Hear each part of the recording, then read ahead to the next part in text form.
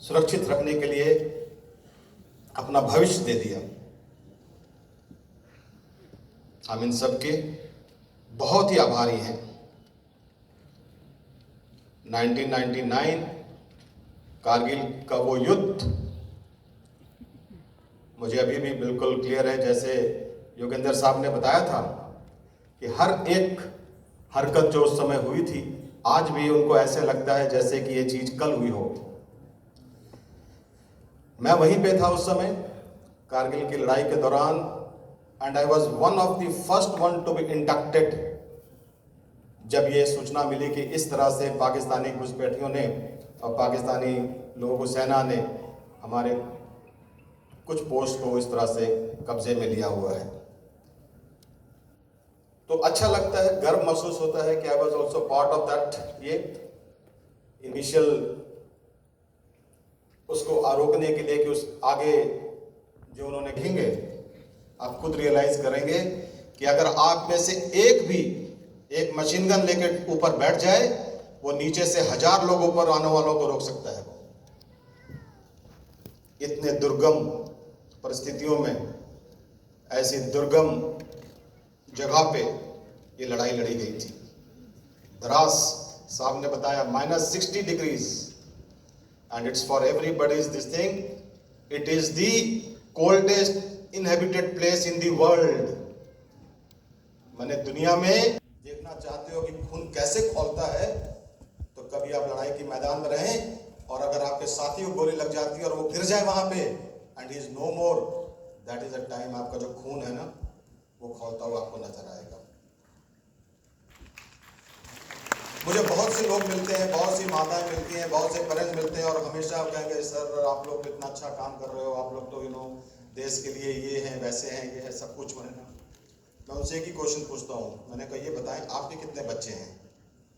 तो then somebody will say मेरा तो एक बेटा है। तो मेरा क्वेश्चन उनसे होता है कि ये बताएं इसे फौज में भेजेंगी क्या आप? उसके बाद शांति, कोई क्वेश्चन, उसके आगे कोई आंसर नहीं आता। फिर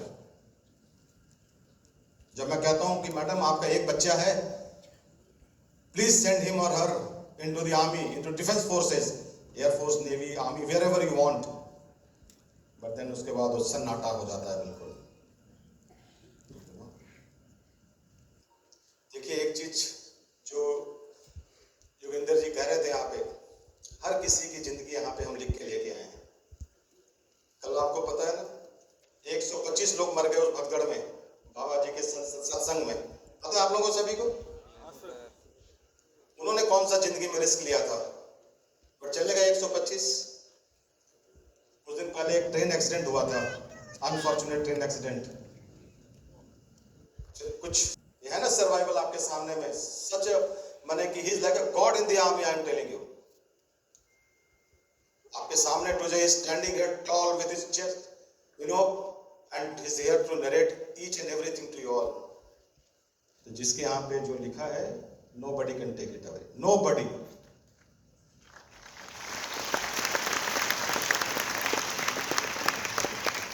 And I tell you, these defense forces, they give you so much, you can't even expect, I am telling you.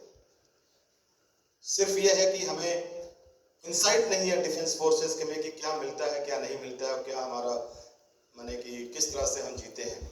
क्योंकि most of us, it has been starting से फोकस हमारा रहा है डॉक्टर, इंजीनियर, ये ऐसे ना वैसे करके ये रहा है। तो ये मेरे भी घर से ये होता था पहले।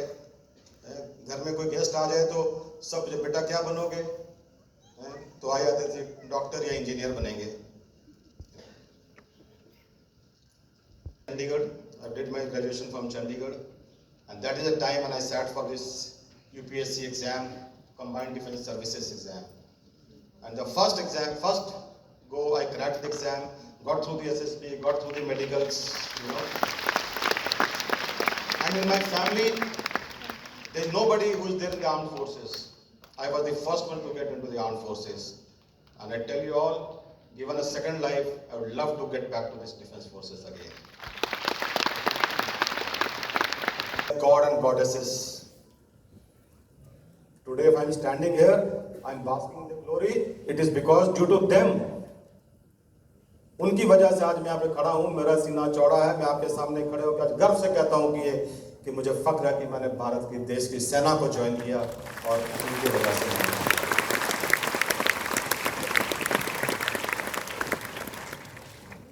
So thank you very much to the Allen Group, and thank you very much for all of you who have come here. I appreciate of you all being here. Good evening, everyone. First of all, I would like to thank Allen Group for inviting us and making us part of their celebrations of Kargil 25th anniversary of Kargil Vijay Divas. Now I have no words. Once all these war stories has been covered by Captain Yoginder Yadav, Param Veer Chakra, and my Deputy GOC Brigadier R.K. Singh. It's an honor to be